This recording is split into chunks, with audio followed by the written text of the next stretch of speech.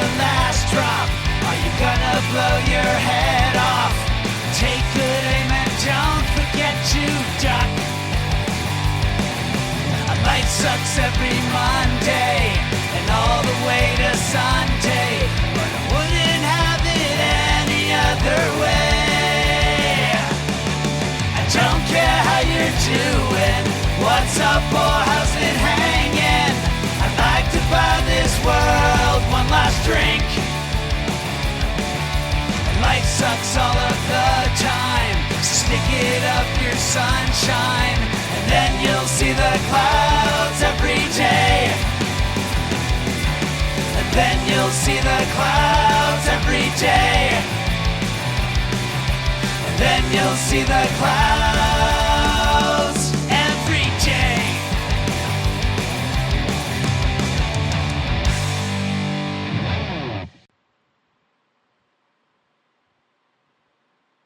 Hey everybody, welcome to a new episode of The Crazy Life. I'm Brian. Joining me as always is Henno.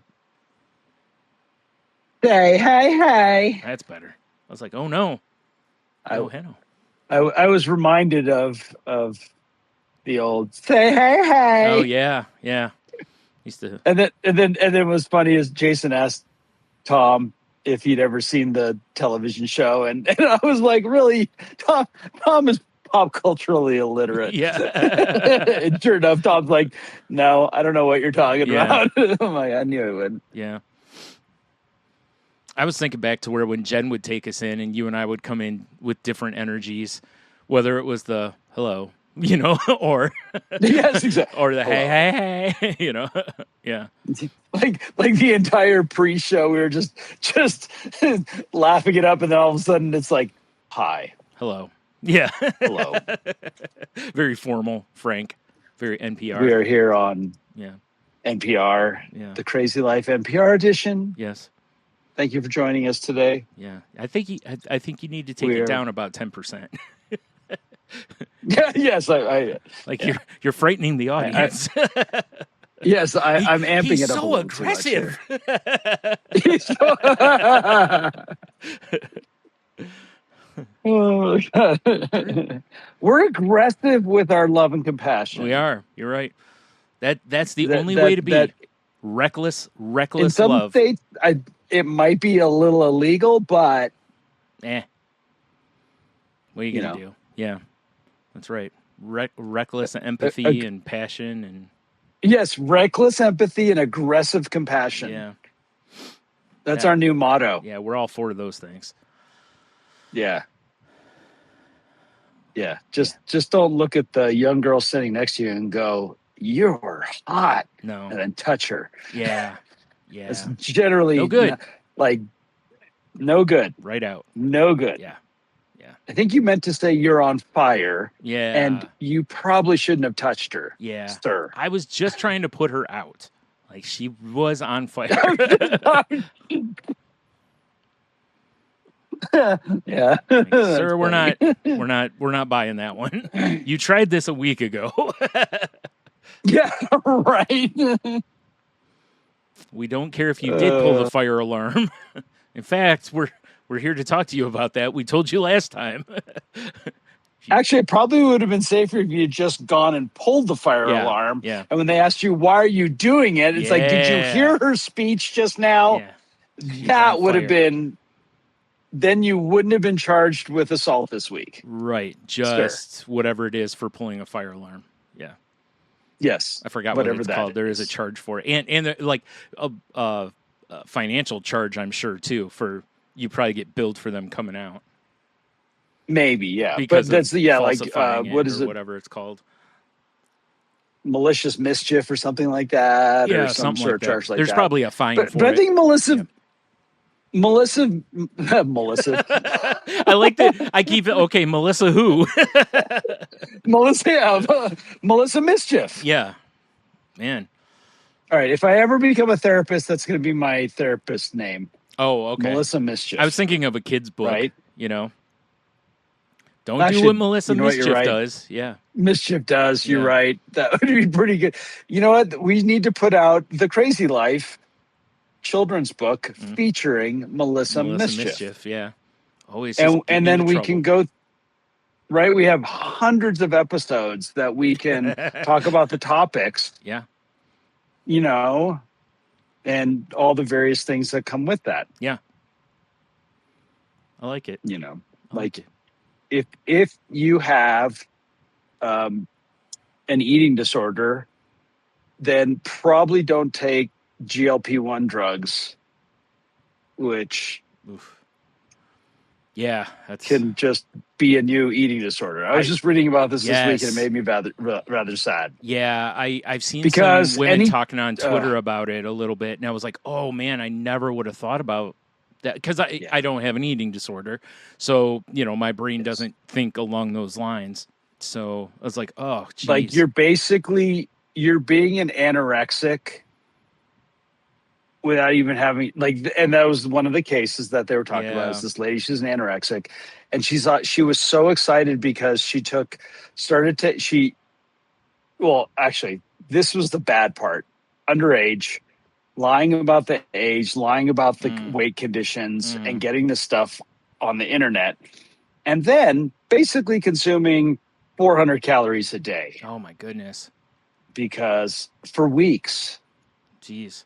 And and it's like I just sat there going like, wow, human beings, if we come up with something good, there's always going to be the bad. There is. You're right. And I mean, it's not a reason to not come up with good things. It's just unfortunate that there is always something along with it that, you know, that there is going to be a problem. Like someone will abuse it or exploit it or both or Yeah, that's why there's a whole thing in the alcohol recovery program about, you know, science may one day accomplish making it so you don't feel addicted, which some of these GLP-1 drugs are doing. They are testing, and people have had some success all already sorts with of things. them. Yeah, some sex, yeah. But that it hasn't done so yet. And on all I can think of is like, alcoholics, we find a way to mess with everything. You come up with some guaranteed scientific way that's going to help with alcoholism. Yep. We are going to figure out a way to screw it up. Yeah. Well, I think it goes even beyond that. We're good at it. It goes beyond that even to just addicts, you know, like in general. They're, you know, are going to find a way for, even if it's inadvertent, you know, like we've talked before about, you know, how a lot of times people replace one addiction with another, you know, and sometimes it's not necessarily for the better, you know, kind of a situation. It's just a different one, you know, and so, I could see that because like I said, I've seen, it's amazing too, just like with the GLP-1s, just the amount of hate that when people talk about using them, like I've seen women get, like they'll post pictures of, you know, hey, this is helping me. And they're all, even the ones that are like, and I've changed my diet. I'm going to the gym now because I lost that initial weight. So I feel like moving now. Right. Because it's changed my life. Right. Yeah. And people are, oh, you're taking the easy way and all this. And it's like, oh my gosh, like, is there no, like, okay, so if you walk into the gym and you're fat, you get made fun of online by people because you're fatting at the gym. Even though it's like, that's going to the gym when you're fat is like the hardest thing, right? Once you're there and start moving, you'll probably keep coming back. Yeah. You know, because you'll start feeling better, right? But going is where you're afraid. Right. I don't want to be made fun of. I don't want to, because it should be a welcoming environment. Everyone should be there for similar goals, which is to be healthier or whatever. And like I said, but you see it online. And again, it just shows the toxicity of social media, really is what this all just keeps circling back to, I guess. But, you know, but it even existed before then. You know, various TV shows used to make fun of people for being fat at the gym, you know, like almost like you didn't belong. And it's like, they're the people who belong there the most. Once you're in really good shape, you can find other ways to work out. But you know, and just kidding, of course. There's another story this week about a couple of municipalities and some like counties that are seriously looking at, we're about to go bankrupt because they made it so that their workforce could have GLP-1s, and everybody got on them. Yeah. And all of a sudden they got a bill from the insurance company. And now they're having to restrict it. And these people are like, my life has gotten better. Yeah. Like, this has helped me. I'm more alert at my job. I'm more focused at my job. My physical abilities have, I got whatever. Well, I have less injuries, you all these feel things. better about yourself. It's amazing when you feel good about yourself, how everything smells better, looks better, the sky's brighter. Like, not all the time. I'm not saying it makes everything amazing, but it for sure makes a big difference that when you feel like, man, I'm a, and for anyone who's new to the show, I'm a man who, before I started Ozempic, I'm on the low dose for my diabetes. My doctor is very much like, if you lose some weight, fine, but we're putting you on it for the beatus. So, and I was getting near 300 pounds. So when I say these things, I'm not saying them as anyone who's never been big, known the struggle, any of that kind of stuff or whatever either. Like, I'm not saying it with any insensitivity, is that, when you feel like a fat pile of pudding, basically, everything stinks, because you start assuming things that aren't real. Like, you assume no one's going to want to be out with you. Oh, they don't want me to go to the beach with them because, they're going to be this, or I don't want to go to the beach because they're wearing a two-piece, or whatever it ends up being, whatever the feelings are. And there's so much of that that goes along with those things. So I don't, the GLP-1s with it the culture jumped on that. Like, before they were to the masses, celebrities were using them to lose their 10 to 15 before award season or for movie roles and stuff like that, which never should have been happening, because that gave other people the idea of, oh, I just want to lose 10 or 15 pounds. And there's unfortunately enough doctors out there that will still prescribe them for people. Like, most doctors shouldn't be. They should be like, you don't need that. Just go to the gym. Change your dieting, see a nutritionist, something along those lines to figure out a way to maybe knock off another 10 pounds. Somebody like me or bigger is more in the realm of like, hey, you need to make some massive life changes. This will help you, because it helps get some of that weight off of you. So then when you go to the gym, your knees aren't screaming because you're heavy trying to, run on a treadmill or something like that, or it just makes you feel a little bit better. So you feel like, hey, I can do this kind of situation, Yeah. It's great that we have telehealth services. Mm-hmm. It's not great that the reason we have so many telehealth services is because insurance companies are trying to squeeze people out of in-person visits. But telehealth services allow people to lie, or online services. Yeah. And you can just see how our societal desire to not prioritize people's wellness, and it's too expensive. It's too expensive for us to be healthy. It's too expensive for us. Like, everything, which makes zero sense, because treatment is always more expensive than prevention. Expensive, yes. And we're doing nothing to get people into. No, it's like and like the drug and alcohol recovery services. Some places are great. Yeah. Other places are god awful. Right. There's just nothing available for people.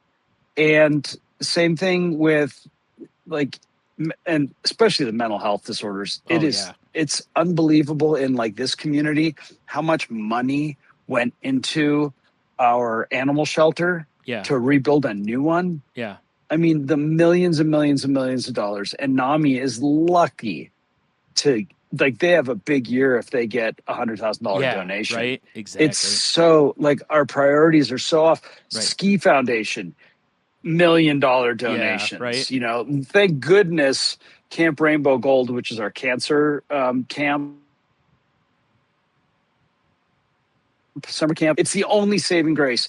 But for the most part, it's all freaking, kids ski education, ski this, ski that, money, money, money, money, money. Yeah. Mental health, nope, nothing. Yep. And then we go pointing the finger of mental health at everything. Oh, mental health. Yeah, and but after a while, it's like, well, let's fund it then. Let's fund prevention. Let's fund helping people. Then let's fund it. Yeah.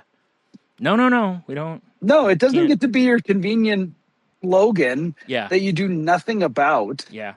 And that's why I rail so hard against it whenever it gets pinned for something. And I was like, just because somebody has a mental health thing does not mean that's the reason that they did blank or blank.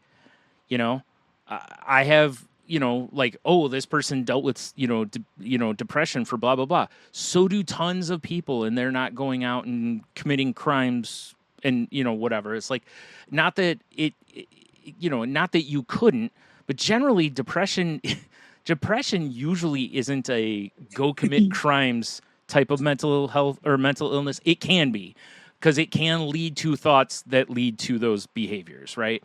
But it's not a situation typically to where, again, it's, I don't want to parallel this, I guess, but it's similar to like when people are like, oh, well, they smoke the weed, so, they're going to go commit crimes. And it's like, you're generally less likely to probably want to do a whole lot when you're real high on weed. And same with depression. Typically, most people I know with depression, what it makes us want to do is lay in bed and not embrace anything in the world. But again, there are, it's generally people who've got some sort of other issues with it or have been abused also, and I'm not saying that it can't be one thing, but it's just the way that it gets everything gets brushed into the same category, like blanket statement, or blanket coverage by media and politicians. And it's like, no, this is not correct here. Like, just because you have anxiety or you have depression does not mean that you're likely to go on a rampage and kill people, like those things don't correlate or cause, there's, I would assume probably almost no causation, but I'm not a doctor, therapist, trained professional. Let's always remember that.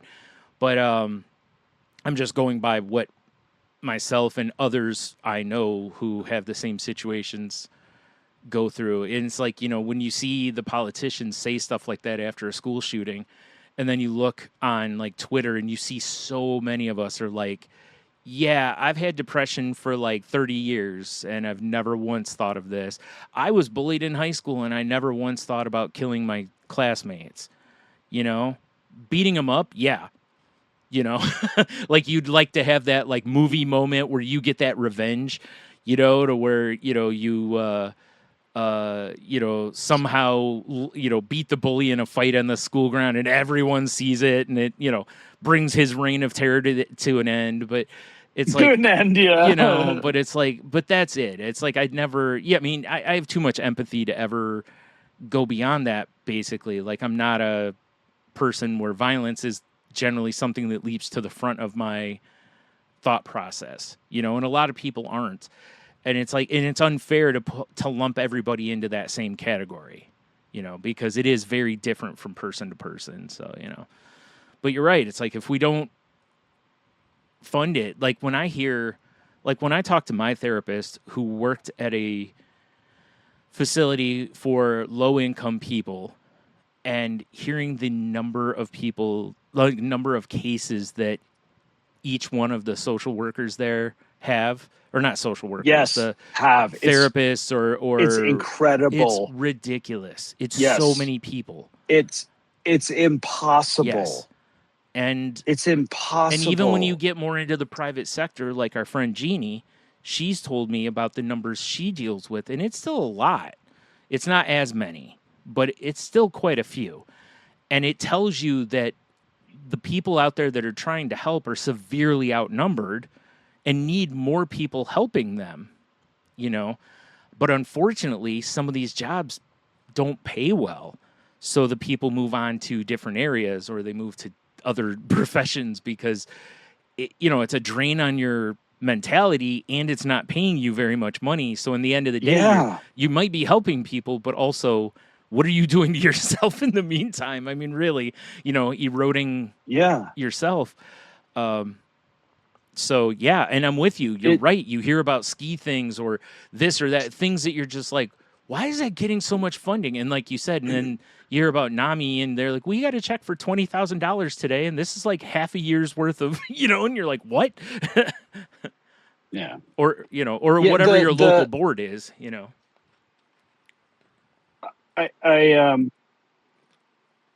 My girlfriend, Brianna, she finally moved on from her. She was the transport director at a facility.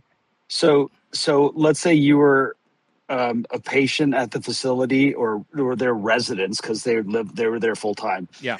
And you had to have whatever dialysis. She was the one that arranged to get you to your appointment and transport you in their van to the location. Sure. They decided to eliminate that position. So they got rid of it. Wow. So somebody else who already has other things to do now has to do that. Exactly. Which means that they're not going to do it with the efficiency she was doing it. Not even close. Right. And the consistency and the familiar face and the familiar contacts and everything. And it's bean counter stuff. And a lot of it comes back to what's going on with the federal restriction of dollars for Medicaid and Medicare programs. Yeah. How they're what they're doing with that. And so the dollars are no longer there. Yeah. That they counted on for these extra positions. And she ended up having an opportunity to go join a team that does hospice stuff. Mm-hmm. And, hospice you have to have patients that are there, but the pay is a lot better. Yeah. And they actually had benefits there. And it was nice to finally see actually a living wage. Yeah. Which is great because most of the home healthcare workers, at least in this state, aren't even making $15 an hour. Oh, wow. And they're taking care of people. They're taking care of people making they're staying overnight in someone's house and they're making $13.50 an hour. It's ridiculous. Wow. And that's less than Target pays to start here. Target starts about $14 an hour in Ohio, I think. Yeah, Jeez. You're not and you're stocking shelves. And listen, I'm not knocking a job. Like, I'm just using a comparison. A job's a job, right? Yeah. But wow, yeah, jeez. Like the front desk at the health club where I work is paying people over $20 an hour. Yeah, and they have to because it's part-time work, and so you have to make it worth their while. But we also see the difference though too, right? A job where you're working with and for rich people. Versus a job where you're working for and with poor people. Oh yeah, yeah. And the thing that really crushed me is one of the ones that's about to hit right now is there are people out there who have children that are disabled. Yeah, they're developmentally disabled, and they would have outside caretakers or wherever they lived. Yep. And they tended to not improve that much because different faces all the time, inconsistency with therapies, basically being stored away. Yeah. So things changed to where parents were actually able to become a full-time caretaker for their children. And people were are taking care of their own child and making enough money to afford to live. Yeah. I mean, we're talking $50,000, $60,000 a year, which makes sense for taking care of somebody full time. I mean, I'm talking somebody absolutely disabled. And their care gets better, their recovery gets better, their function improves dramatically, and that stuff is going away right now. Yeah. I know, it's so sad. It's being taken away because of the bills that were passed last year, where they are stripping, these funds. Yeah. And what they're doing, and what the Fed said is, we're pulling this money out, but the states are going to make up for it. No, they're not. How? The states aren't going to do it. No, most states can't. They're not. Like some states, like California, and the big economy states are one thing. Oh, they're gonna figure it out. Yeah, but a lot of the states that end up getting money that comes from California via the federal government or whatever states they are, they're going to struggle mightily with this, and they're going to have no choice but to cut programs, and all that, like you said, all that stuff. It ends up just hurting people so much, and it's why it's like, and I don't even know the best thing I can think of at this point for it is, in case somebody's listening and they're like, what will, well, we can't do anything about it. And it's like, this is where, especially like local voting matters. Vote at the levels you can help, vote at all the levels, but also, like there's always mental health ballots up for funding and stuff like that. And the last two that I've seen kind of in this area, one was it the last one I think passed pretty easily. The one before, I think it struggled to go through, and it was basically just like a renewal. But people feel so taxed on their houses and everything already that they don't want any taxes that, I feel like a lot of it is people don't want taxes they don't feel like affect them, right? And for like mental health, well, if I'm a healthy person, it's like people get mad at school levies. Well, I don't have any children in that. And it's like, yeah, but somebody in your family, blah, blah, blah. This is how communities and societies work. We put money into schools to help the next generation, and it just keeps paying itself forward. But there are a large contingent of people who feel like if they don't have a child, they shouldn't have to pay those taxes. And here's the thing is, there are, like California, for example, they have school levies. My mother doesn't have to pay them. She's exempt from them because of her age. Yeah. So yes. So typically they will do this. We actually, this is what happened this last week. We had a vote for two levies. One was to basically, we have some public libraries, but we also have basically a private library, or however you want to call it. Okay. It's not publicly funded, right? Okay. It's privately funded through donations and through their own secondhand store. Yeah. But they want to create a library district up here, and that's a temporary tax levy, and they decided to do it with homeowners. The other one was an ambulance. It was to basically increase services throughout our valley, because we don't have, we have various, we have fire departments, but we have a county-wide, we have local fire departments, and we have county fire department and ambulance services. And, they need more money. They're consolidating a lot more. And when you consolidate, things happen with funding and, whatever. And so they need more money. Yeah. And so all the signs everywhere were like, cost of living high enough for you? Well, let's make it higher. Let's throw on another tax levy. Yeah. Cost of living too high, and it was very clear who wanted it and who didn't. Yeah. And so I looked at it and I'm like, yeah, maybe it is expensive. It's $28 for every $100,000 of home value. Okay. Well, where I work, we have homes that are selling for $7 to $15 million. Right. I'm in a resort town. My house is assessed at $600,000. So I went, okay, this is what's going to cost for this 2 years at $28 per $100,000 is assessed value. Mm-hmm. My property taxes right now every year are $2,000 a year. That's nothing compared to a lot of places. Yeah. Like California's are tens of thousands of dollars a year. The house that I lived in growing up, like when I was paying the property taxes on it, it was $1,200 a year. And that was, and I think the house was... that was when you were a kid. No, actually it wasn't. It was before I moved up. Was it your... I was still, I was 29 when I moved out of there. Okay. So. Okay. Yeah. So yeah, that's all right. So maybe it's over 2 now, 2.5, whatever. Right. That's relatively reasonable. But where I'm getting at with this is what you just said.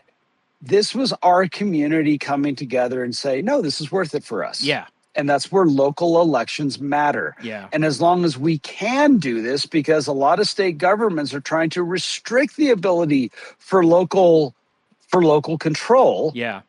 Because they don't like the way that, it's like, I'm sorry, our community's pretty wealthy and relatively altruistic, especially to skiers. Yeah. But and so our community has come together to try to offer these things.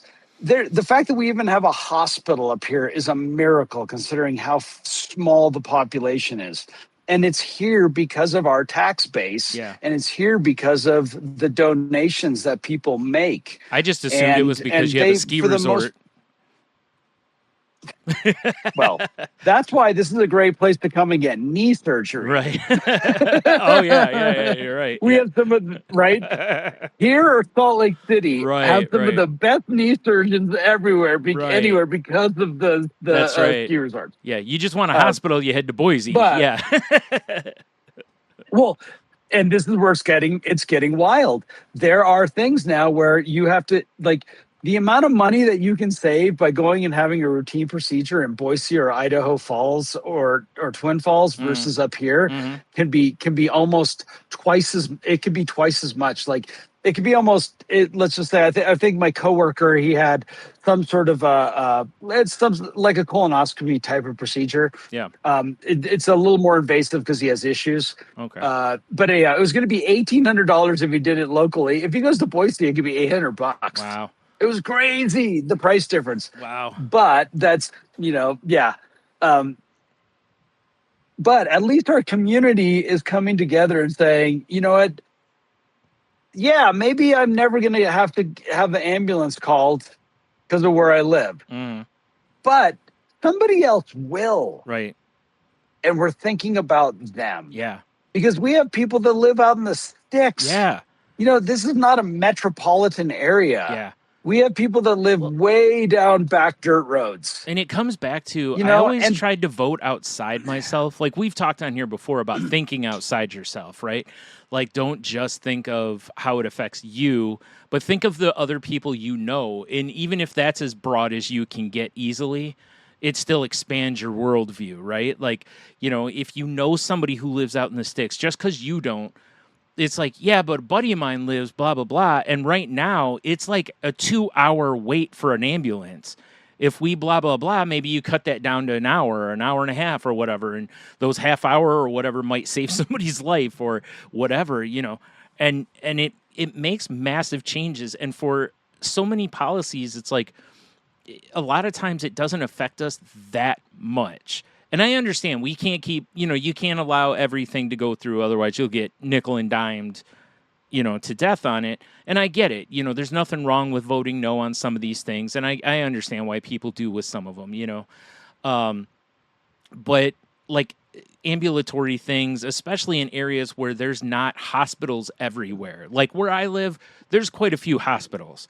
So currently, you're not going to have to wait very long to go from a hospital or wherever you are to a hospital, or for an ambulance to arrive at where you are, kind of a situation, But I also know that not that far from me is, you can start getting into, well, and again, I'm thinking south, I'm thinking into Toledo. That's Ohio. Technically that I can't, that's not in my view, because, my voting stuff would be for Michigan.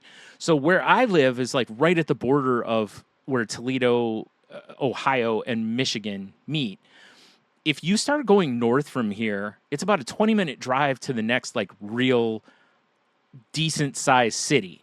So anywhere in between those, you've got to wait for the ride to those. Now you might be able to get an ambulance, but it's still going to be, it could be a decent drive to that. And once you get in that area, if you start going east and west, there's some like pockets of just farmland or nothing basically.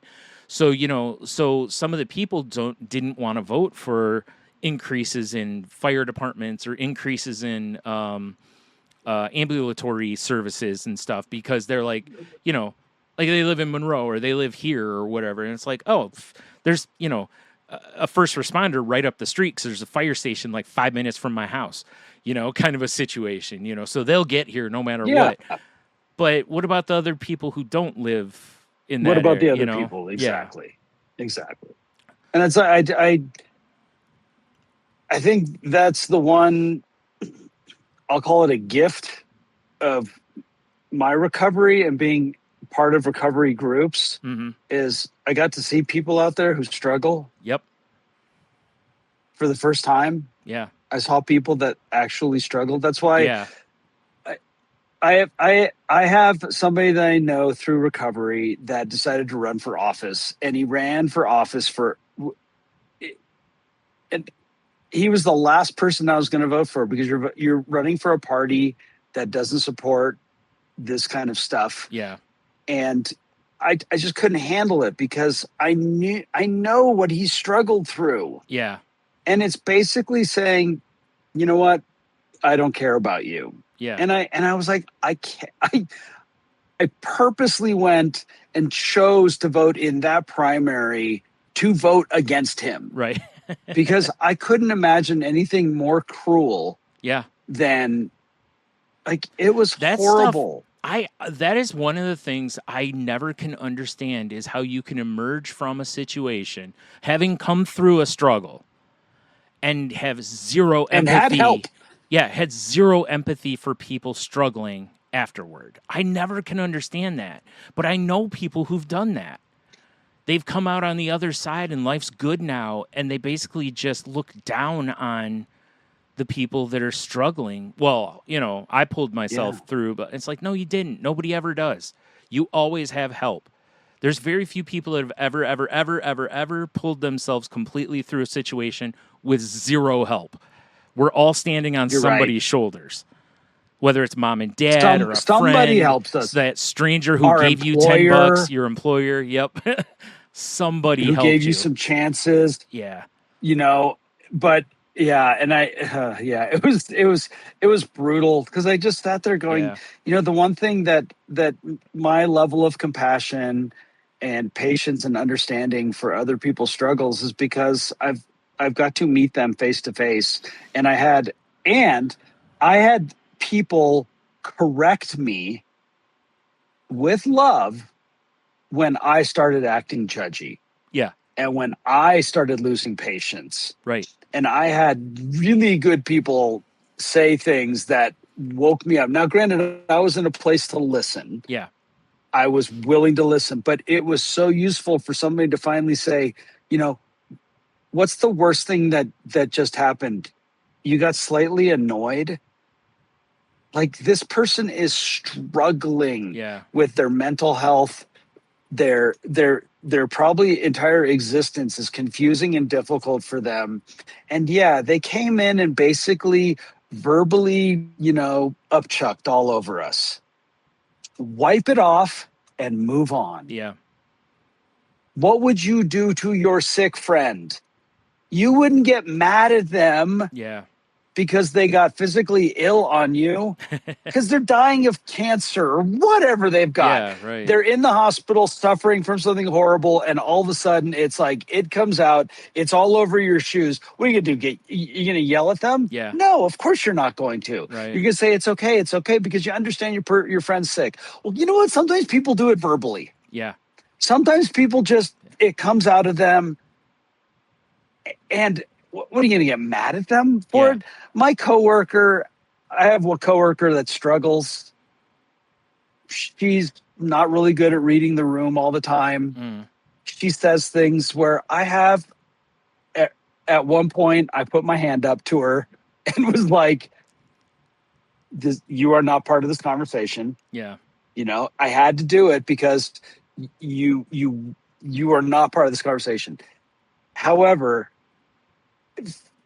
I try to be, it's like, I understand it's difficult. For some people, it's difficult. I don't think she knows she's even doing it. Right. I don't think she's even aware. There are a lot of people. And so I try to be patient. Are that way. Yeah. Like, you miss social cues, and whether it's some people exactly, some people ignore social cues, like on purpose. And then there's some that are just oblivious to the social cues. Like we all know that one person that you're like, oh man, they do not know how to read the room, you know, kind of a situation. Like they can't tell when people are bored of a conversation. They can't tell when they've overstayed and it's like, hey, we'd like to go to bed, you know, like that kind of thing. We all know somebody like that, you know, and again, whether it's because they're neurodivergent or it's because they're just a jerk, whatever it is, we don't know necessarily, you know, sometimes we do, but sometimes you don't. and I feel better the next day if I'm patient with somebody like that. Now, you know, in like in this one case, I was like, okay, you are not part of this conversation. I'm like, I'm sorry. Yeah. My hand just went up and you respected it. Yeah. And I finished my conversation. And then you know what I did? I turned to her and I talked to her. Yeah. It was just bad timing. Right. And that happens That's all too. It was. It's not that what... Yeah. Yeah, it's not that what she has to say is irrelevant. Right. I'm happy to hear it. Yeah. It's just at that moment your timing wasn't quite right. Just hold on a second. Listen, and I tried to do it, you know. As a person who has sometimes not been appreciated for having gallows humor, I fully understand. Because if something's funny to me, it's funny, and it really doesn't matter when it is. You know, and I understand that in certain settings with certain people, that doesn't fly. You know, so you know, I've tried to get better about it, knowing who I can say things to, and you know, whatever, or hold that thought for a minute or whatever. But for a long time, if something was funny, I just laugh because it's funny, you know, kind of a thing. And like I said, you realize that people misread you a lot of times that way because they'll go, wow, what an insensitive jerk. You know, like who laughs at a funeral? You know, who laughs when there's, you know, when their dead father's like, you know, 10 feet in the other room. And I'm using myself as an example in all of this, by the way. This is not me using Bare Naked Ladies lyrics or other people as my citations. Because I am the kind of guy that laughs at a funeral. And will again, I'm sure. But you know, like I said, it gets you in a position to where sometimes you can just tell people are shooting daggers, you know, and you're like, ooh, that was not appreciated, or maybe that wasn't the right time for that, you know. And like I said, sometimes people aren't doing it on purpose. It's just, you know, it just happens sometimes. I even feel bad when I don't, thankfully, for the most part, I don't know when people around me might have very strong religious beliefs. Yeah. I don't either. Because most of the people that I work with professionally, it's not a topic of conversation. Right. Because we're being professional with each other. But they become familiar to me and I start acting in my more familiar way. And I might say things or express things that would be offensive to somebody with strong religious beliefs. Yeah. And it's just always a reminder to me. It's like, you know, it's better for me to be professional than to suddenly feel familiar, not knowing. And the other one that gets me is I have some friends that are very conflict averse. Mm-hmm. And I'm not. Yeah. It's funny. And I never used to be. In fact, I was a heat seeker for it for years. You know, to where it's like, ooh, there's yelling, you know, like I'm running to it. And now I'm just like, oh, I don't want it. Well, I just don't want the drama. Like afterwards, like, you know, I'll just have it out. Yeah. You know, like it's not personal to me. It's not personal to me at all. I'm not taking it personally. Mm-hmm. There's a little thing.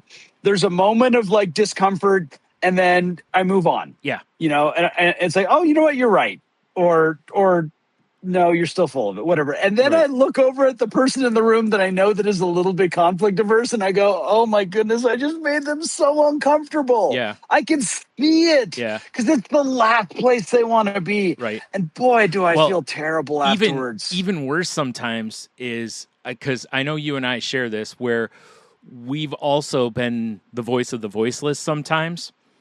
where we know that conflict averse person won't say something, but something needs to be said, which leads us to that doesn't need to be said now by me, right? But then afterwards you look at that person and you're expecting them to be like, that's my dude right there. Be like, thank you. And then you look at them and they're like, why would you do that? You know, like they're going to know it was me.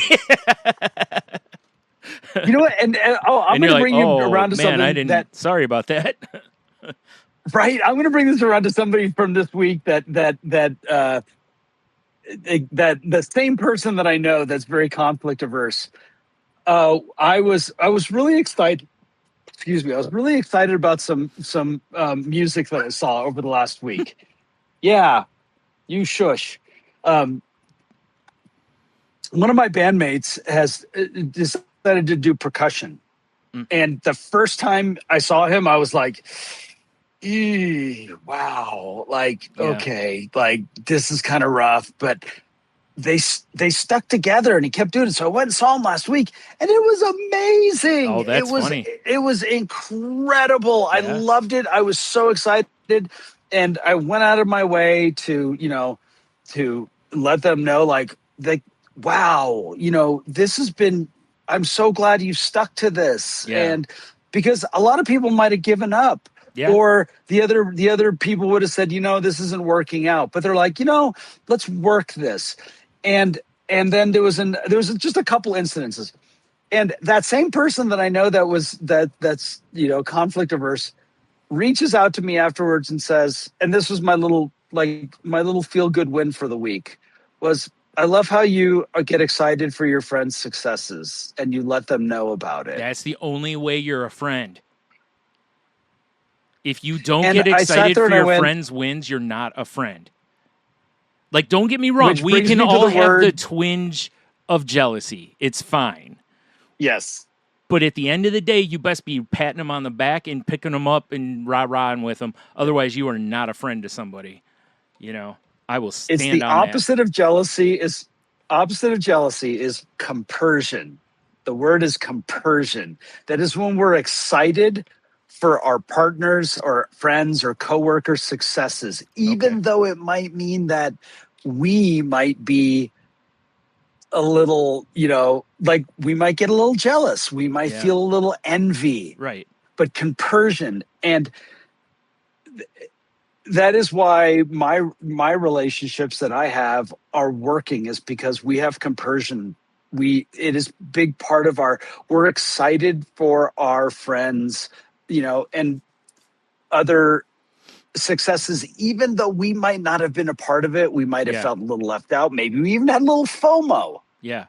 But we didn't, because we're friends and we're close. And the thing about it is that person that I know that's conflict averse is never going to bring up to me that I made them feel uncomfortable. Right. Why? Because that would be a conflict. Yep. It's a confrontation or something, and they're never going to say it. But what would I rather have that person do? I would rather have that person say, I love how you support your friends. Yeah. Like, that's just if he came up to me and said, sometimes when you get into little arguments, you make me really uncomfortable. Oh my goodness, I'd feel terrible. Right. I would feel terrible. Yeah. So it was another one of these little moments of this week. It's like, oh yeah, this is the person I want to be. Yeah. I want to be that guy, not guy. Also, the one way feeds your ego, the other deflates it. So, of course we want the pump, And I sit there and it was funny like this week there was something that was going on in one of the songs that I knew wasn't right. And I finally had to ask one of the other, I'm like, what are you playing there? And I'm like, that's not the actual chord. It's actually this. And he went, and I went, I hear it every once in a while and I just forget to say it. And I apologize. So I'm like, because all of a sudden he went, you mean I've been playing it wrong all this time and in front of people? And I'm like, the one time I decided not to be that guy, you know? Like, I don't want to be the guy that's pointing out things to people like, oh, you're doing it wrong. You're doing it wrong.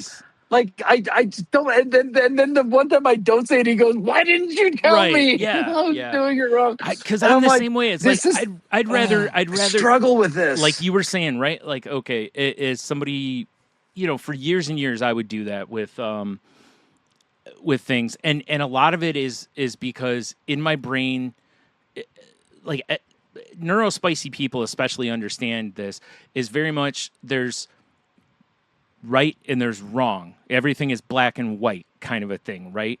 And until you learn how to live and function in gray areas, it's maddening. Okay?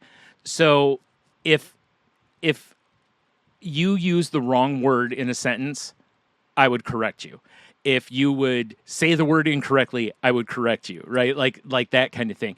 And it would that was me. It very much, and I have in my list of things I wanted to do as a show topic at some point, like being a know-it-all is one of them. And because it got me such a rep for being a know-it-all, and it isn't that I want to be a know-it-all. What it comes down to is my brain has a very hard time when the correct answer is in front of me using an incorrect answer. Right? Like, so that in my head, it's like, no, I don't want you to do that because I don't want you to feel like that dude felt when you pointed it out to him. I don't want someone to say the wrong word for years and years, only to have somebody at some point go, I noticed you always say blank when it's actually this. And they go, that was in my commencement speech. Or something to those lines, right? They start thinking back of all the times they thought they sounded intelligent, right? Because to me, I always would search for words. I have a large vocabulary. I try to learn definitions of words and use them correctly and that kind of thing. That's why I get so frustrated when I can't pull the right term that I want, because I try to choose the words I mean for clarity, right? So in my brain, everyone does that, and that's absolutely not true. People use whatever they use, and also my clarity is not your clarity, is not his clarity, is not her clarity, right? So, but let alone cultures. Yes, and there's all the different divides there, or it's a second language, or right. There's all these sub-layers to what I just said. Yeah, for sure. Yeah. So, like I said, I come across like a know-it-all, and I don't mean to. So I've tried really hard now when people say a word incorrectly, I just kind of leave it unless they ask. Right? My brother has has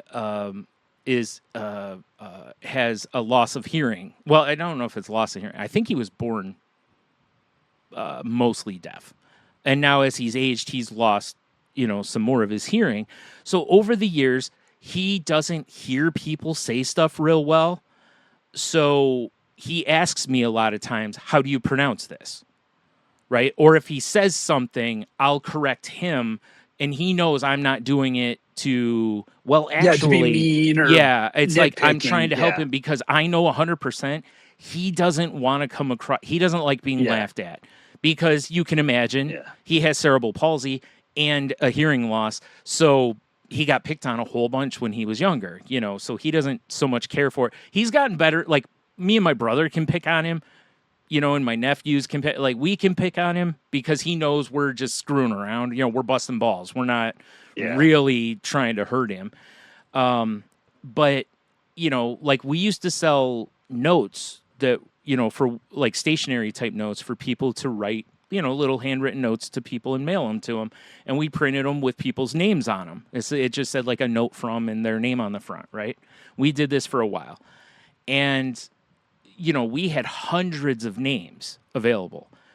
Well, while we were doing inventories, you can imagine my brother's calling out these names and he's slaughtering some of them. Or the first time he saw like Jen that was on this show, her name is Genevieve. He pronounced it as Genevieve, because when you look at it, it looks like Genevieve, right? Like stuff Genevieve. Like that. Yeah, so there were a lot of names he would pronounce kind of phonetically or how they looked. And they, how it is with names and stuff. You couldn't be further off on some names, And we used to laugh ourselves stupid at times because of some of the things he said, But again, we weren't being mean or making fun of him. It was just the way he pronounced it. It was just funny. And then he'd be like, "That's not right, is it?" And we'd be like, "No, that's not right." But it sometimes became a running gag to where he would keep saying the same thing, showing that he's in on the joke, But like I said, that's where my brain more comes from more so is that it really comes from, I want to help people.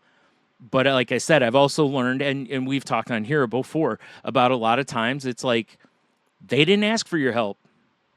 So maybe pull back on it a little bit. Now, if somebody was giving a speech and they were doing stuff, I would probably still be like, oh, hey, that's pronounced like this, because, for those kind of things. But as far as everyday life, people texting me, I honestly don't care anymore. People misspell stuff all the time, and I just ignore it because, honestly, I listened to a podcast a long time ago where, what's the term for it? Person who studies, like, the origins of words and language. It's the one that sounds like the bug yes, person. That's but the problem. One's entomology and the other's etymology. Yes. And whichever one is the one with words. They were that. And she made a comment that basically language is constantly evolving, and the goal of language is to be efficient in communication. Now, I understand the way most people thought of it being efficient in communicating previously was that if everyone uses the same thing, it's efficient. But if I use the same thing every time, every person who knows me pretty much knows what I mean, right? So it's efficient. If I say turlet every time, anyone who knows me knows I mean toilet. Okay? Toilet, yeah. And I just say turlet because it makes me laugh. Okay? So in that result, especially in non-professional settings, in casual settings, it doesn't matter as long as you get the gist of what they're saying, is what this person said. And they're right. That is the goal of communication. That's why emojis work. Because they're cave paintings. Because they're cave paintings.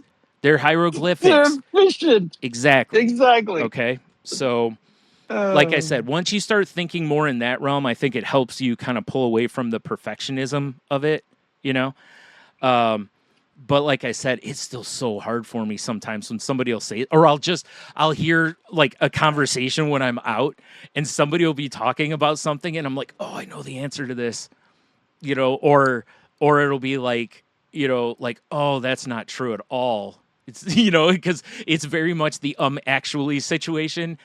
And I fight hard against it.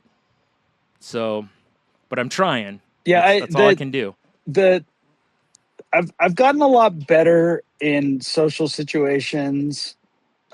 I've gotten a lot better in my relationships. That's been one of the biggest ones. Yeah. I think now compared to the way I used to be, people are more amused about all the dumb stuff that I know about. Yeah. Rather than they're talking behind my back, like, geez, that guy just every single time he's got to inject himself. And I know that was happening. Yeah. Like it, I knew it. Yeah. And so, now I think it's more fun. Now I get made fun of, but it's in a fun way. Like I get nicknamed the professor or whatever, just because which is fine. That's like, I love that stuff. That's great. Yeah. But the hard part for me is work is a little different because I'm supposed to be helping people at work. Yes. I'm supposed to be, training, and I'm supposed to be sharing my knowledge. So that's a little different. But in the band thing, the band thing's my tough place because I'm supposed to have an ego. It's a real hard balance. Like I'm all us creatives are supposed to have egos. Like that's supposed to go with it. Very fragile, fragile egos that constantly need feeding. Well, egomaniac with an inferiority complex. I mean, it's just like, I love that phrase so much. Yeah. And I will sit there, and there's times where I, like, for example, one of the things I try to do is just, it's hard for me not, if I have a guitar in my hand, I'm playing it, I'm noodling. And it takes everything in me to like just sit still and let side conversations go on and this and that and not be pushy. But there is a point where somebody needs to kind of take a lead. And, but then I have a tendency to get a little too exuberant and then it comes out sideways. And it's like, it's my one struggle I have every week. But fortunately, what I've learned is the guys that I'm playing with, everyone has I said there's a big door to walk through here. Like everyone's got room to mess up, to try it again, to do better. And I'm so grateful for that. And I was going to say, I think that's I have part that of at work too. I was going to say, I think with your bands that you've been in, I think you've had a lot of that to where I think that's part of why you maybe don't have as much ego as you feel like you air quote should, because the other guys are like, they listen to you. You all are like, you all want it's like pro wrestlers. If you have 4 of them in one match, they all want to get their stuff in. Everyone wants to see John Cena hit a 5-knuckle shuffle. Hogan needs to drop that leg. Stone Cold needs to hit a stunner and throw some middle fingers, right? Like it's, kind of a thing. So if you all can do that in the end, everybody's pretty much happy, or the ego's fed enough at least. Like, okay, maybe I didn't get to this, but, at least I get this in, I don't know about work as much, but as far as the band, I think, like you said, there's a big doorway. You guys have given each other a lot of space to succeed, versus fight. Yeah, and that's that. Yeah, that's it is true, and it's what makes it enjoyable. Mm-hmm. I mean, it really does. That level of camaraderie is, I mean, it's huge. I can't. I can't describe it any other way. It's what makes it. Makes it worthwhile. We've all known people in bands where they don't have that, where this person is controlling or doesn't. Like I told you about, a band I know of where the drummer would always turn his drums up and turn the guitars down when he would do the mixing, because he wanted to make sure you heard him, kind of a thing. Yeah, and it made for really awful listening. Because honestly, the last instrument I want to hear, it's true, completely is the drums, because it's the most abrupt, versus the other, stuff. And there's a good balance to be found there with everybody. But that was a problem for that band, and a big part of the reason why they broke up was, just the egos only one ego was allowed to be fed, and unfortunately the other 3 guys didn't agree on that. So that's funny. You've got a problem when 3 don't agree. That's true. It about sums it up. Yeah. Yeah, I had a couple. I had a major mistake at work. I mean, major in that it had a high dollar amount, but it wasn't. It was just a correctable thing. Yeah, and I addressed it immediately. I said exactly what happened. I caught it because I actually have an auditing process on this. And I came out and I said, how do we want to handle it?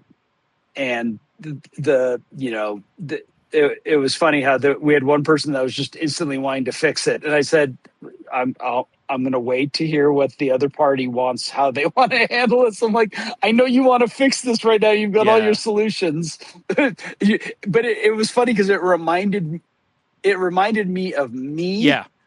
When I wanted to fix things instantly. And I said, I appreciate but I'm just going to wait till their accountant tells me how they want to handle it. And then I'm just going to do it that way. Right. And they got back and there was no judgment. There was no animosity about it. Are they going to look at the next bill a little closer? Fine. Yeah. Fair play. Anybody could have caught the mistake I made. Right. But there's a certain amount of he always gets this right, which I mostly do. I haven't had an oopsie in probably 2 years. Yeah. and I caught this one within a month. Yeah. And it's like, it's just the dollar amount was a little like, ooh, God, that wasn't $20, right. like, and it'll be corrected. But, again, it was one of those things where I'm like, boy, I'm grateful for where I work. I'm grateful that I'm with people where for the most part, everyone does things the right way, and they can be honest about what they're doing. Nobody's trying to pull one over on somebody else. Yeah. And so when these are actual, just, it's an it's why we call it an accident. Yeah. It's not on purpose. It wasn't malicious. It was just an oops. Right. And to have people treat me with grace, because how many times have we heard the horror stories where somebody just blows up at somebody else? Yeah. And they just get ripped apart. And I go, I'm really lucky I probably wouldn't work there if it was like that. Yeah, I was going to say, I have a real short fuse for that kind of thing. Or not a short fuse, but a short tolerance for that. Like, if I did something wrong and a butt chewing's coming, I'll take the butt chewing for sure. But there's a level of how much I'm going to let you yell at me, like we're adults here. And it's not professional. Yeah, exactly. You especially when it. Yeah, exactly. Yeah. Exactly. And that's why, the people that were like that at my work are no longer there. Yeah, which is a good thing. Because, which is also a good thing. That means that the people higher up recognize that harmony in the workplace is better than, disharmony. Yeah, which is a rare thing for higher ups to find, because most places don't seem to care that much anymore, They don't. And here's the sad thing is my workplace didn't for years. Yeah. For them, the physical structure of the place was more important than whether the people were happy. Yeah. And I'm like, y'all got it wrong. Yep. But here's the thing. You eventually got it right. Yeah. And that's all that matters. Yes. It's like, did you get it right? Yes, you did. Okay, Yeah. cool. We're moving on. Yeah. Yep. That's at least the good part about that. Oh man. So I, in the last, month or so, my therapist has moved on. Oh yeah, that's right. I was going to ask you about that. I actually, I'm gonna next week probably. Well, I have an appointment, so I'm probably gonna just ask while I'm in there, because my previous therapist told me to give the new one about 3 weeks or so, to kind of get acclimated, and then she was supposed to start calling people, and I haven't heard from them yet. So, and we're almost at the end of the month here, so. I'll probably just inquire just to see what's going on, but I started seeing a new, it's not a psychiatrist. She's a nurse practitioner. How's it worded? It's like nurse practitioner who specializes in psychiatric medicine. So she can prescribe medicines and stuff for that. And she's trained in, again, it's not like, a nurse practitioner is, not an underqualified person or anything to that effect. No, she's not very at all. qualified, and I really liked her. She was nice, and I actually have an appointment with her this coming week because we increased my antidepressant because I was telling her that I was having very increased, very vivid suicidal ideology. Nope, that's not the word. Ideations, thank you. I was like, I'm getting there, but it ain't right. Ideations, and that's no good. So, since I've been on an increased dose of the medicine, I haven't had as many. So I don't know if it's the medicine or what, but, at least there's that. It feels, and the floor feels a little stronger than it did for a little while there, because I was noticing that I was, sticking a foot through the floor occasionally. Type of thing. So that's no good. And like we always say on here, if something feels like it's affecting you, especially in a negative way, at least go have a conversation. Because you still get to choose whether because she could have said, oh, let's increase that. And I could have said no. Or I could have said, hey, can we try something else? Or the hardest part is that they don't make the highest dose you can go on this medicine in one pill. so I have to take 2. So I have to remember, and it's still kind of new, so I have to keep telling myself, take 2, so that I'm not still taking the old dose.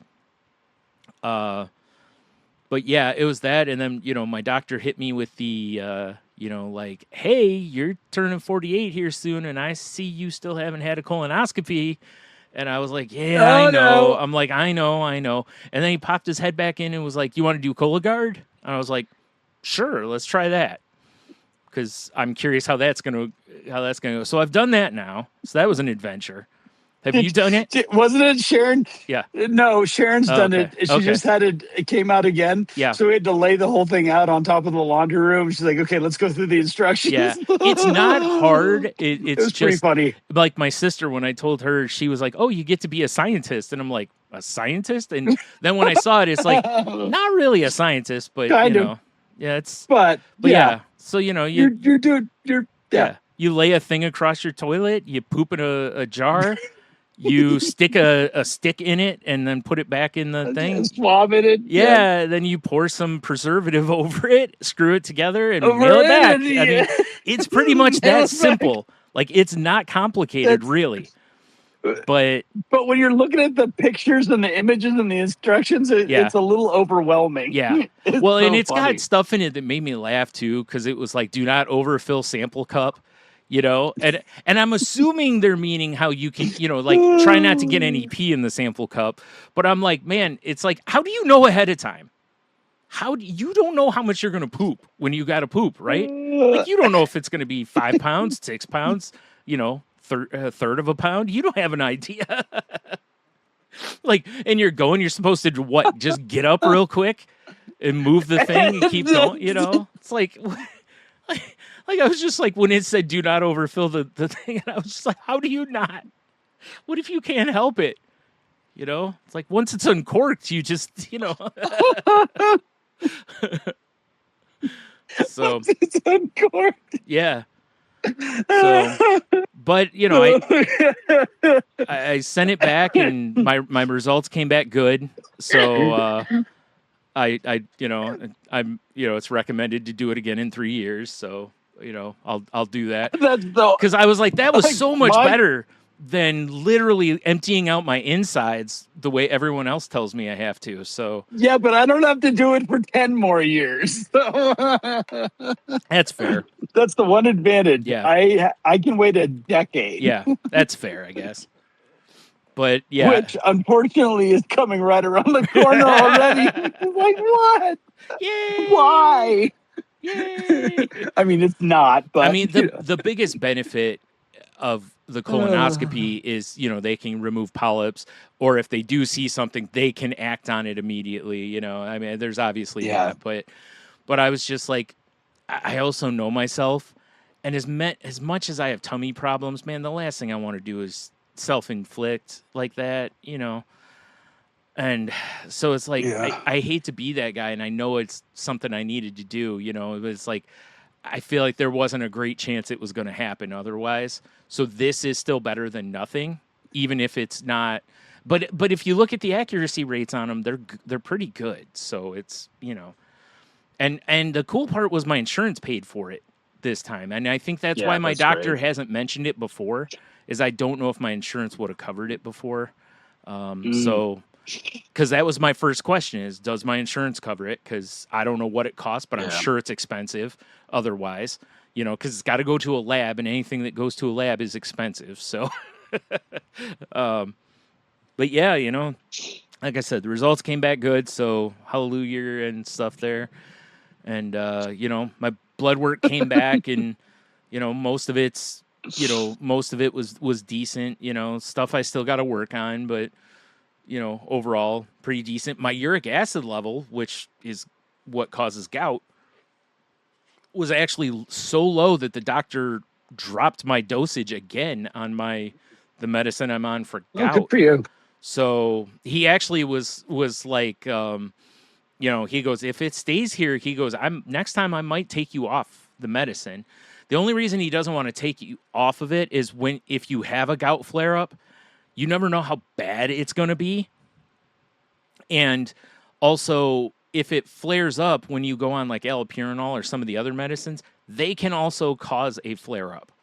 So if you were off it completely and then, you know what, maybe I should go back on it, you can cause a flare. So, and it's, you know, you don't want any flares of gout. Trust me on that, folks. But No. It's not fun. It sucks. Like I said, it's, you know, after the kidney stones I've had, that's the worst pain I've probably dealt with. It's so bad. Like you can't even barely touch your skin, or you want to just, you know, leap out of the bed, even though that would hurt even worse. That was me with the pleurisy. That's how that felt too. Like, don't freaking touch me. Yep, my dad had that too. Yeah, it was horrible. Yeah. Yeah. So speaking of my nurse, or my doctor's nurse, reached out to me and said, "Hey, you know, send us a couple weeks of your blood pressure readings."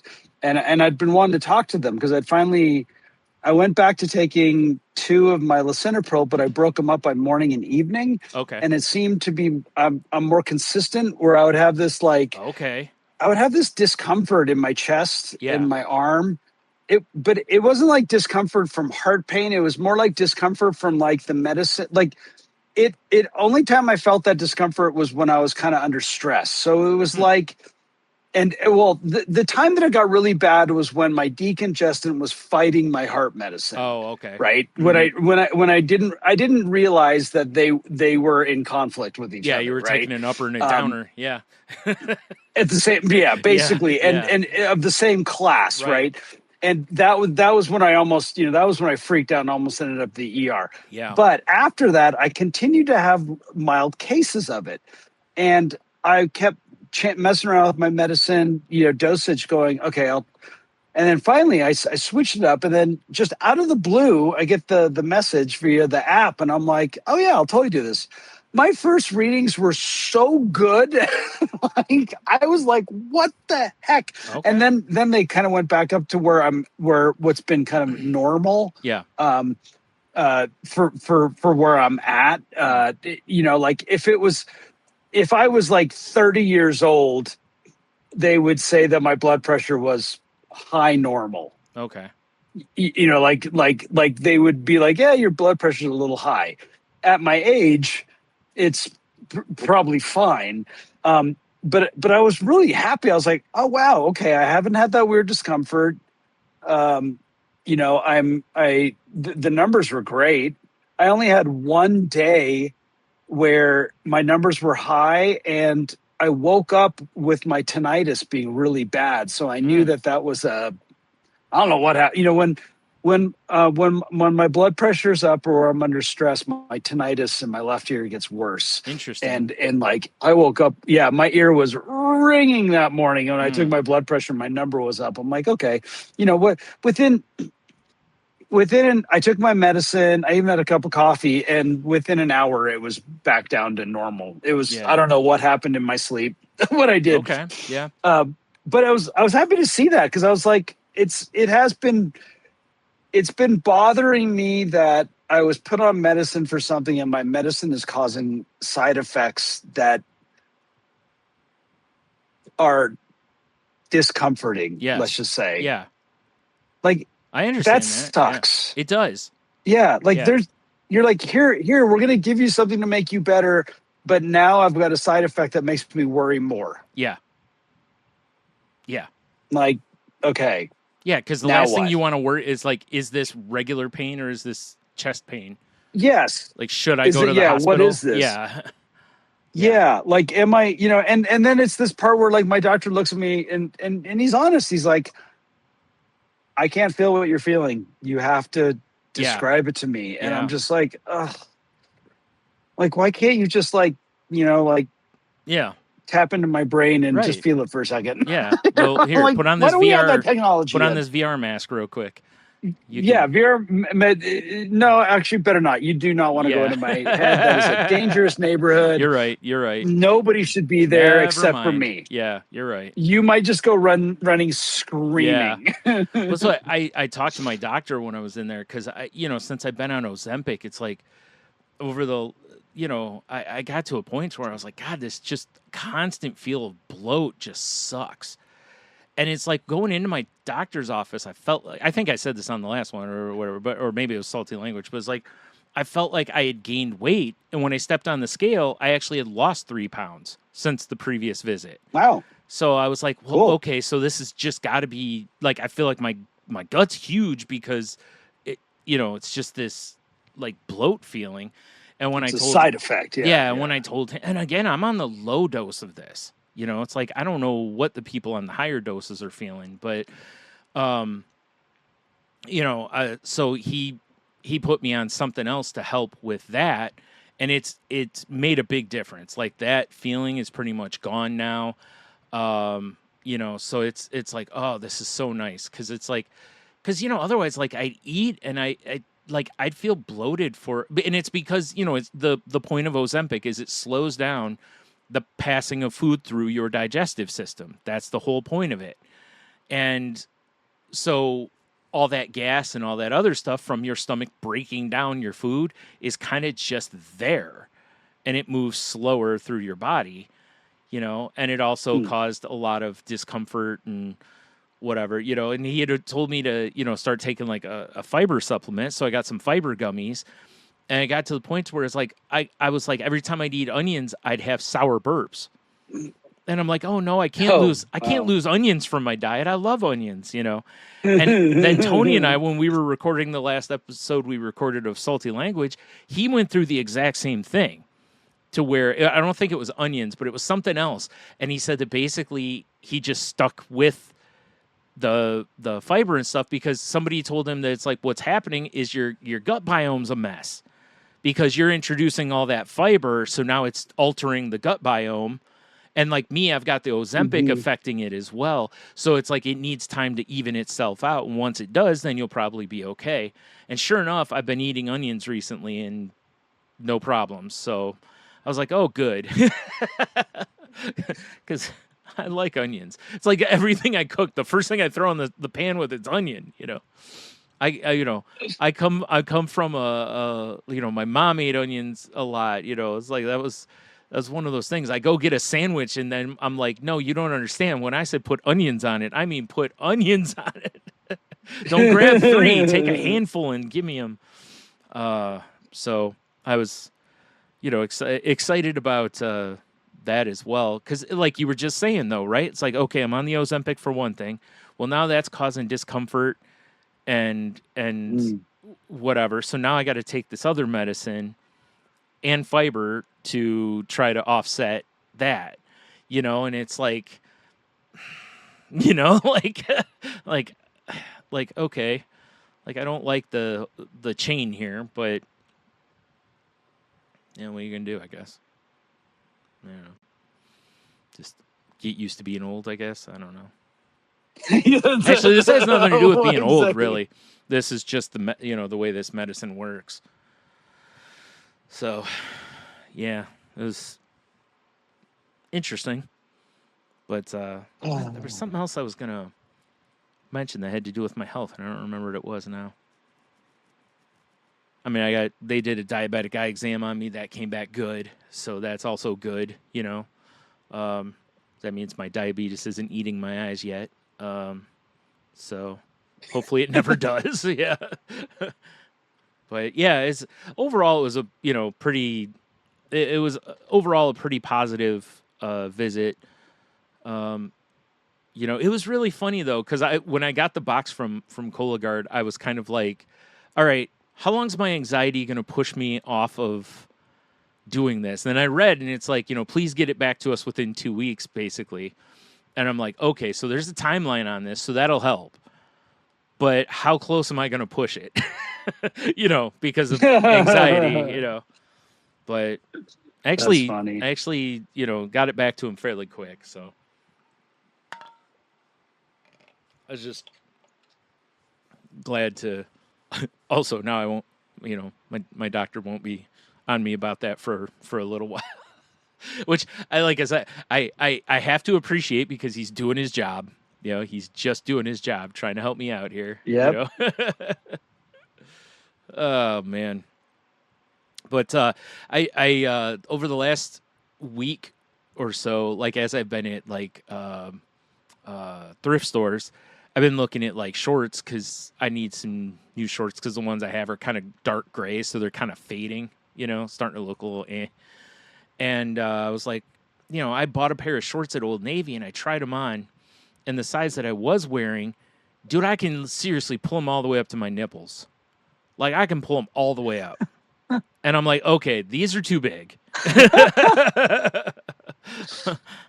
Like, and it's like, I get it. They're stretch fit. So I typically on stretch fit stuff, I got to go, or, have some stretch to them. I generally go down a size because they're usually stretchable, So I took them in, got an exchange, got, the next size down.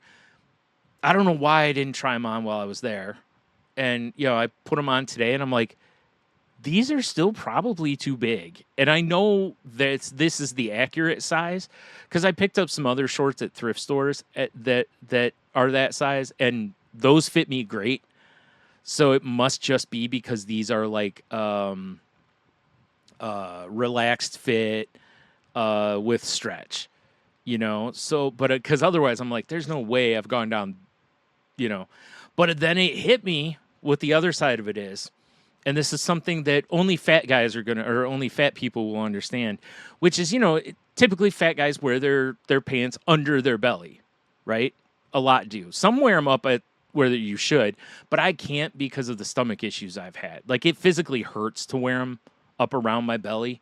Yeah. And it feels like there's just something pushing on me the whole time. And again, I've had enough tummy issues that I don't need anything else helping that. So mine are under my belly, but that's consistent. But what I didn't consider is I have lost about 15 to 20-ish pounds since starting Ozempic, right? So there's less belly to push. There's less belly to push the shorts down. So they're gonna fit different because there's less belly pushing the shorts down. So and I kind of realized that today because I was like, oh, you know what? I didn't think about that. That's probably part of why these feel so different. But the Old Navy ones are still way too big. Like they're a size too big at least still. So it's like I might keep them just because if I happen to gain weight for any reason, these other shorts that I just got, I'm not entirely sure I'd be able to wear as much. Not that they're tight. But, it doesn't hurt to have like one pair that's a little big just in case. Or, you just having a bloat day, or like post Thanksgiving, you just got to sit there and let it all hang out. You need to let it all hang out day. Yeah, exactly. These are my eating shorts. So, but that was a nice feeling that I haven't had that feeling in a long time. Cool. Because honestly, I've been 275, 280 for years. Like, I don't seem to gain, or it's about a 5 pound. I'd go up to 280, back down to sometimes down to about 270, but then back to 275. I just floated right in that 10 pounds. So to get below that is nice.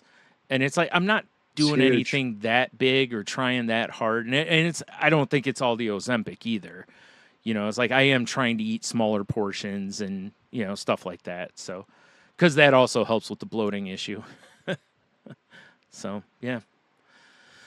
So, like I said, I think, cool. I think kind of wins all around for the most part on that stuff. One other health stuff for sure. One other big thing that happened was, since we recorded last was I went through my first Mother's Day without my mom.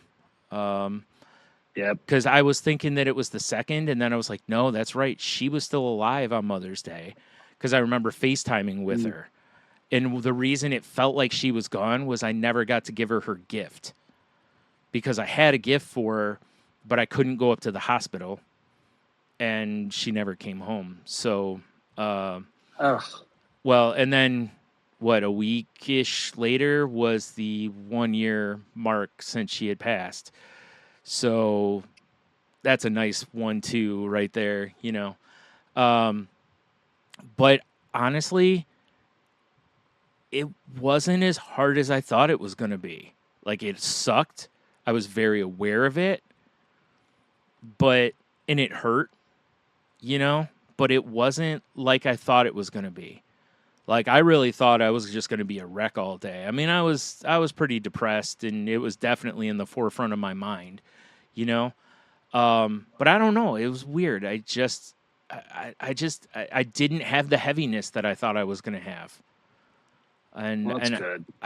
Yeah, you know, it's not that I'm, you know, yay, grief is over. There's, you know, it's not that by any stretch of the imagination, because leading up to like Mother's Day, I was ready to knock over displays in stores, and, you know, because everywhere I went, it was Mother's Day this, you know, commercials, Mother's Day, you know, and it's like, hey, some of us don't have those anymore. This sucks. Can you maybe dial it back a minute? Or let me click a button to, I forgot what, Target. I went on Target's website. They had a thing on there that allowed you to turn off all the Mother's Day in your face stuff. And I was like, oh, wow, that is really awesome, because there's a lot of people that either have bad relationships with their mothers, or don't have mothers, or just don't want to be hassled with this, you know, all this stuff. Yeah. So I was like, that's really cool. And I don't know if they did it from an empathy situation or what it was, but I appreciate that they did it, you know? But yeah, you know, missed the hell out of her. And, you know, my family came over, we went through some more of her stuff. Honestly, that was harder than her not being here on Mother's Day, or thinking about, you know, like sitting in my room right around the time when I got the phone call, you know, a year ago. And just a lot of it too was just the, like, man, it's been a year, you know, like, wow. It still doesn't feel real to me in ways.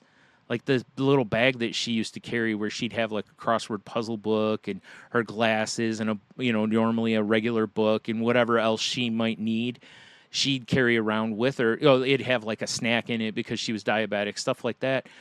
I still haven't emptied that bag. Like I told my sister, I think there's that little itty bitty part of me in the back of my brain that's like, she's going to need it, you know, even though I know she doesn't, you know. And it's wild how it's like, obviously I know she's dead and she's not coming back, and, you know, but also it's like, that bag can just sit there for a little bit. It's okay. You know, it's not hurting anybody by sitting there. It's not like there's a banana in there or something that's just stinking the house up. You know, it's very much a, you know, harmless bag. So, yeah. So what else? You been up to anything else during this time since we recorded last time? I've been enjoying not being as busy with music stuff. It's been really awesome. And I've had weeks where I've just came home and did nothing and went to bed early and got up for the next day. I mean, it's been really good. It's been very relaxing. Good. I'm glad. You know, slowly. Yeah, it's like today we did a little recording. We're getting back to finishing the unfinished album. And we did some recording today, and we were trying to set up the next time we were going to play together, and listening to the other guys' schedules, I was like, yep, that was me last year. Yeah. I'm like, glad it's not. Yeah, right. That's got to be nice. Yeah. Yeah. Well, good. I'm glad, because I feel like it's the move everybody needs to make at this point. Is what parts of your life can you take back? You know, even you don't have to have plans for every minute, but just, you know, like so many people I know just are that way, that it's the way that, like I said, it's almost like people feel like they're a failure if they don't have every minute planned of every day. And I don't think you realize just how miserable you really, or not even miserable, just how drained you feel doing it. 'Cause I just see it in people. And when they revert some of it, you know, like one of my friends, she's taken to where, like, when she gets out of work, she goes for a walk. That's how she decompresses from work. She doesn't call a coworker or a friend or go to someone's house or go hang out or whatever. She goes for about an hour-long walk and just listens to music and walks. And that's it. Doesn't scroll her phone, doesn't whatever. Just takes that time, and that is just recharge time, basically. And I was, and she's like, I feel so much better. And I'm like, yeah, I don't see how you wouldn't, because you're exercising, you're getting in nature again, you're listening to your music. These are all positive things, so it's, but even if people don't want to do that, if all you want to do is just go home and fall onto your couch, there's, for whatever, or something, It's been nice. Like I've, I'm trying to get rid of some of the grass in my house and bring in some plants. So, I've gone to the store, grabbed some plants, and creating areas where I don't have to mow the lawn anymore. And it's been nice to come home, do that, have something to eat, and actually just, I just kind of whatever, sit down, watch some TV. Yeah, maybe pick up my guitar and noodle a little. Right. Maybe doom scroll a little, but it's just, I just kind of, one day this last week when I was doing it, I thought about, when my dad used to get home from work, he would, unwind for a little bit, have a drink. Mom would make dinner. He'd have dinner, sit down, watch some TV, read a little, go upstairs, read, go to bed, start the next day. Yeah. That was his life. Nothing wrong with it. No. Maybe he did do some stamp stuff, but usually that was for the weekend. Yeah. Or yard work, it would be for the weekend. But during the week, it was like, you know what? Let's get ready for let's set ourselves up for the best next day. Yeah. And I'm liking that because when I do get to work, I'm actually focused and I'm interested in being there, and I feel I'm performing my best. Yeah. And so I feel like I'm in the right place right now. I feel when, like, some of the things that we talked about earlier in this show was I'm more conscientious and aware of how I want to feel right now. And when I'm burning it at both ends, I tend to not, and that's when I tend to stick my foot in it. Yeah. Crazy how that works, isn't it? Yeah. Right? Yeah. Isn't it weird how, like, when you're not stressed out, when you're not pushing yourself too hard, it's like I give myself an opportunity to react better and feel better about my day, day-to-day life. Yeah. And the more I do that, the less I want to isolate or escape or do those things that aren't productive for me. I was thinking about that the other day because I see so many people. Like, I love the fact that people feel comfortable in their home, in their bed, because that means you did a good job cultivating your house, right? Like, you've made it to where you like it. But I hate seeing how so many people, and again, this is coming from an introvert, but or a hermit, but it's I hate seeing how people are so in love with it, because it feels so much like a step toward isolation and a step away from community. And I'm not saying like you always got to be interacting with your community in some way or doing something or whatever, but so many people like want to go home, like, close the curtains and just only exist within that bubble. And as somebody who's agoraphobic, it's problematic. Like for some people it may not be. Maybe that is how they, and don't get me wrong, I'm very much the type that after being out in society, I need recharge time. Like I have to I mean, you've seen it, like I have to have recharge time. And I'm not saying it in that regard as much as I just feel like it's becoming so normalized to just isolate, and isolation is not good for humans. It's, there's times for it. There's nothing wrong with doing it sometimes, but for that to be your goal and your norm, it's like when for a while I was seeing people constantly talking about how they wish they were apathetic. And I'm like, no, you don't. Like, trust me, as a person who's been there, no, you don't. It's no good. It's not a healthy way of living. So, but I think the first step that, like, I think there's got to be that adjustment that people, once they can get, like, if you were like, you came home from work, you did whatever for your first, say, hour or whatever, and then you were like, you know what, I'm going to go to a diner and have dinner tonight, kind of a thing, right? Like I could see you doing that and enjoying yourself, whatever, right? Type of thing. But also, there's nothing wrong with, just coming home and crashing and whatever. But I Well, and don't. that's what I have been doing. But Is like on Thursday nights, I feel like at a I've been certain going and point, seeing some live music. there you go. I was going to say, because I feel like what's going to happen is when people take some of that time back, then they'll start also going out a little bit. I'm not saying all the time more, Yes. but I feel like you'll go, oh, I'm charged. Yes. Let's go do something. Yes. Okay. Yeah. That's why I've done that lately. That's what you totally nailed it. Yeah. Like I was trying to think. It's like, it was like, go ahead. No, it's absolutely it. It was like, it was my friends playing music down at the brewery. But it's like, hey, I got home, I changed, I went down there, I ordered some food, I went and sat down, I watched my friends play some music, I watched like a set or whatever. Yeah. And then I went home and I called it a night. Right. I would have never have done that before. Right. Never. No. And like you said, when you're burning it at both ends, you just don't have. There's no spoons left. Like you've got nothing left. Yeah. So if you did something pure like isolation. that, it would be you'd be more like, kind of like, yeah, I'll come see you guys, type of thing, and it becomes a thing, instead of something you can have a nice night. Like you said, get some get some good food, listen to some music. Both are positive things typically, and like you said, you don't have to stay the whole night if you don't want to. You can stay till whenever, and then all right, hey, I got to work tomorrow, so peace out or whatever.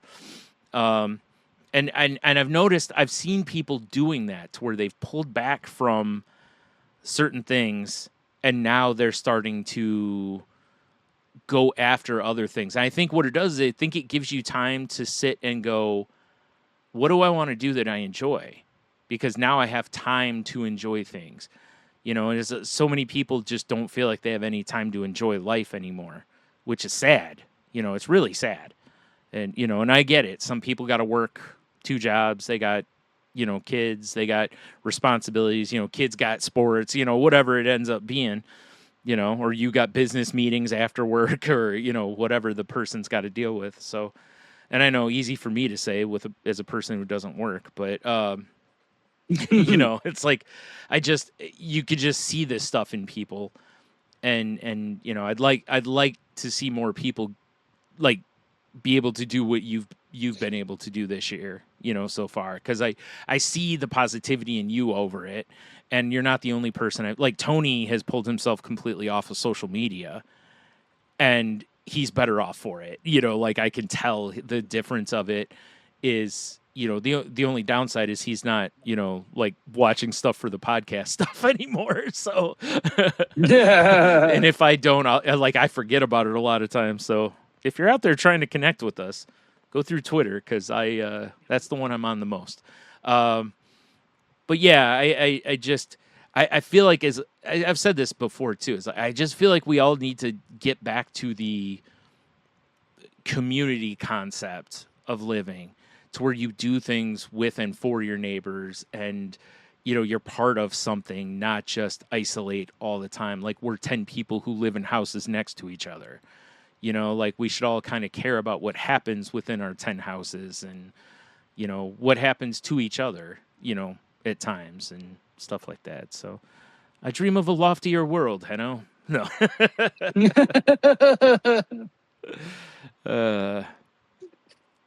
I am an idealist. I'm so excited about it. I have been looking forward to May and June. I seriously haven't looked this forward to June, and I don't know how long, where I just feel like there's space to be. I was just going to say, and you've already taken your big vacation. Yeah. When's the last time you could say that? To where you've already taken the big vacation and you're looking forward to the next month or whatever, Yeah, whatever. And like I am gonna go. Yeah, I'm gonna go to California at the end of June. Yeah, for kind of a long weekend.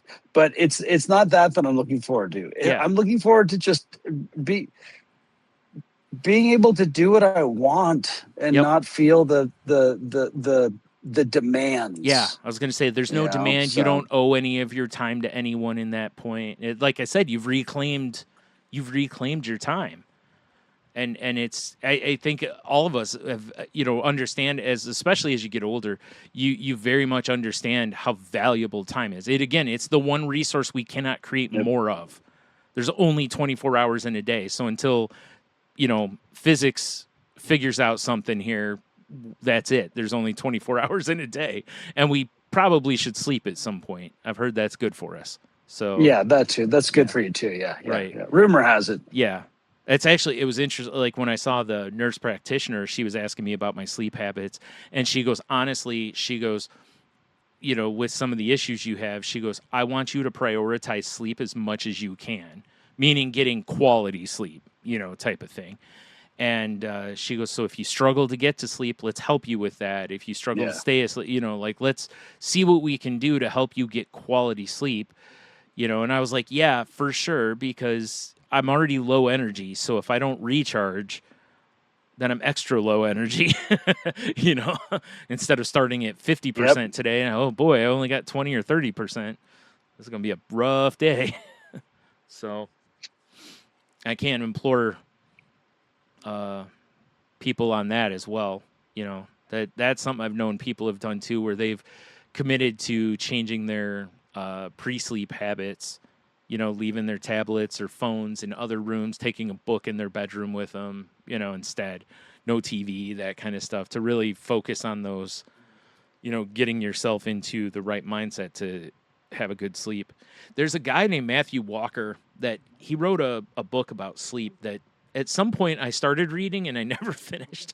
And he has a podcast about sleep also. And I just saw the other day that the newest episode, he actually talks about how it's weird how we as humans have gotten to where we're like, hey, I need quiet so I can go to sleep.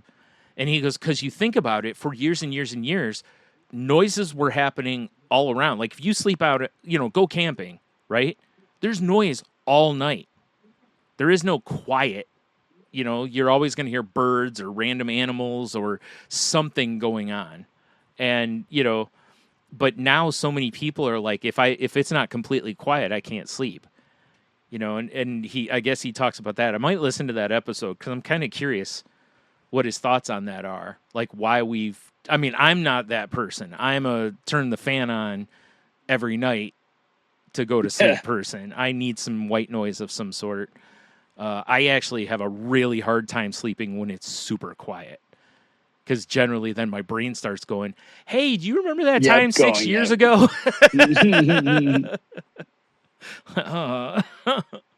Like, can we not do this right now?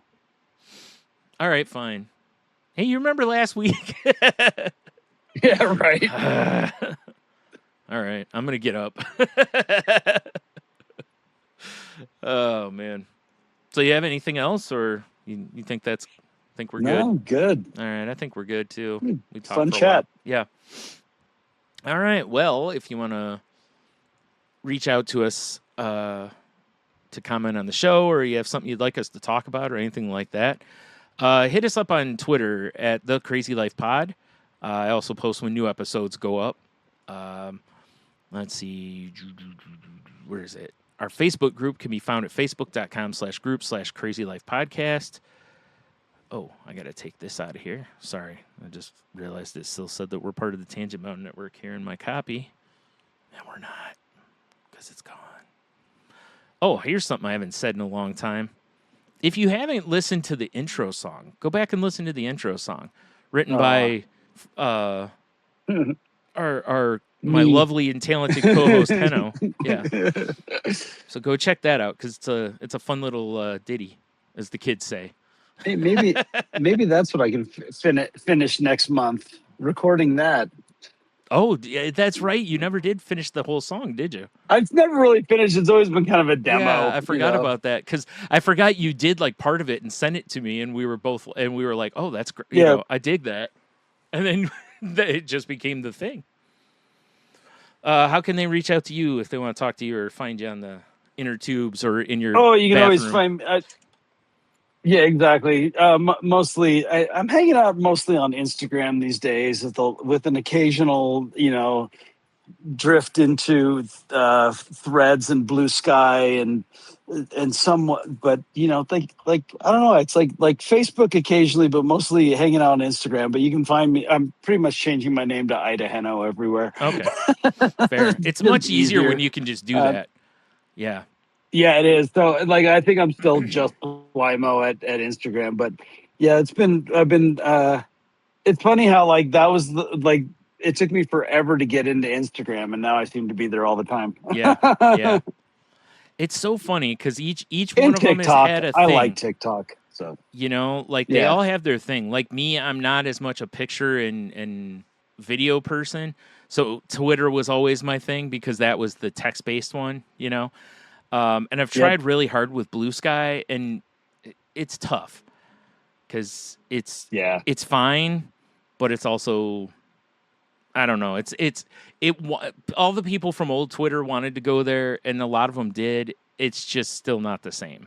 I don't know. It's just you're never going to be able to recapture that. That was the world's so different now. Like COVID forward has just changed the world forever. So I think but I will say this, like I was telling Tony, we went out to eat yesterday, and I was telling him, I love that no matter what sort of cesspool Twitter has turned itself into, there's still people out there putting up the dumb memes and doing the jokes like we all used to on there.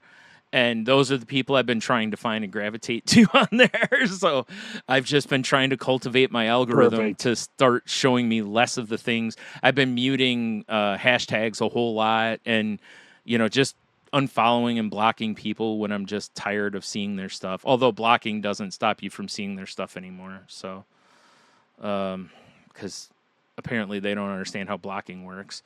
But anywho, you can find me on various platforms at Stunami, which, like I said, I enjoy that. You can just throw one title out there and be done with it. One name and it gets you where you need to go. Yeah. Right. For the most part. I mean, there's a couple things where I'm under a different name, and it's not that I'm trying to hide. It's just that it's probably something where I adopted it late, and Stunami was already taken by some jerk. So, or I maybe set an account up and don't remember I set an account up. That's also possible. So now if there's something that seems interesting to me, I try to jump on and grab my screen name right away. That way I'm the one who has that. My other podcast, which is called Salty Language, can be found wherever you find this podcast or other podcasts. But you can also find links from the show at saltylanguage.com, including links to the show. And it can be found on Twitter at salty_language. Show's not safe for work. It's just me and my best friend talking about whatever pops into our head. We took a week off, but before that, we talked about what is it? Jeez, Mother's Day. Him reminiscing about his dad, jazz, various cooking stuff, which we always seem to talk about food, even though that was never one of our early goals on the show. But it has definitely become something we talk about, and we'll be talking about food on the new one. So I'm sure, which I think we're recording tomorrow. So, if you're interested, please give us a listen. And then, as always, please reach out if you need help. Please, check in on your friends. Help where you can. If you're a person who can donate to help some of these causes we talked about earlier in the show, please do. Or when it comes time for levies and stuff, get out and, stump for them to try to help people understand how necessary these are. Because a lot of people, if it doesn't affect them, they don't see it as necessary. It's not that they have anything against it. They just go, this costs me money and it doesn't help me. Like it's just a financial decision at that point. So please do whatever you can to help and whatever. And and of course, be kind to one another. I was thinking earlier when you were saying, we were talking about like how you behave and how like that's the person you want to be. It reminded me of something like my mom said to me years ago, which was being kind to somebody never kept her up all night. you know, that's it. Right. Yep. And it's totally it. Yeah. And that's really what it is. I've never woke up in the middle of the night and ruminated because I was nice to somebody. Maybe because I was too nice to somebody, but generally not because I was kind, you know. So yeah. All right. Well, you want to take us out of here? You got anything else to add? No, I think that'll do it. Remember, everyone, live your omelet and don't be afraid to unpack your pizza.